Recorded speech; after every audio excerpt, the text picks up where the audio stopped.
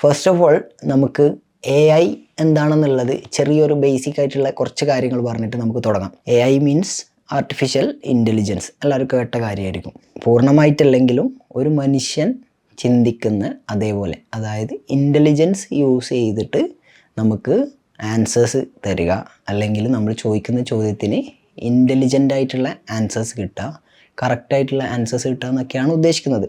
വളരെ സുപരിചിതമായിട്ടുള്ള 3-4 AI ഇപ്പോൾ നിലവിലുണ്ട്, നല്ല പോപ്പുലർ ആയിട്ടുള്ളത് തന്നെ. ChatGPT ആയാലും അതുപോലെ തന്നെ ജെമിനൈ ആയാലും അതുപോലെ മെറ്റയുടെ AI ആയാലും ഒക്കെ പോപ്പുലർ ആയിട്ടുള്ളതും പോപ്പുലർ അല്ലാത്തതുമായ പലവിധം AI ഇപ്പോൾ നിലവിലുണ്ട്.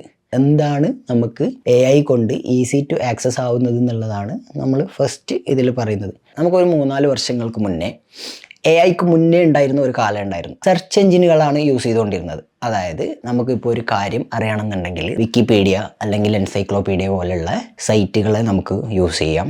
ഗൂഗിൾ അതുപോലുള്ള സെർച്ച് എഞ്ചിനുകളൊക്കെ വെച്ചിട്ട് നമുക്ക് ബ്രൗസ് ചെയ്യാം. പക്ഷേ ഈ ബ്രൗസ് ചെയ്ത് കിട്ടുന്ന ആൻസേഴ്സ് ഓൾറെഡി അതിൽ പ്രിപ്പയർ ചെയ്തിട്ടുള്ള, അത് ചിലപ്പോൾ റൈറ്റ് ആയിരിക്കാം, ചിലപ്പോൾ റോങ് ആയിരിക്കാം, ബട്ട് ഇത് ഓൾറെഡി പ്രിപ്പയർഡ് ചെയ്ത് വെച്ചിട്ടുള്ള ആൻസേഴ്സിനെയാണ് നമുക്ക് തന്നുകൊണ്ടിരിക്കുന്നത്.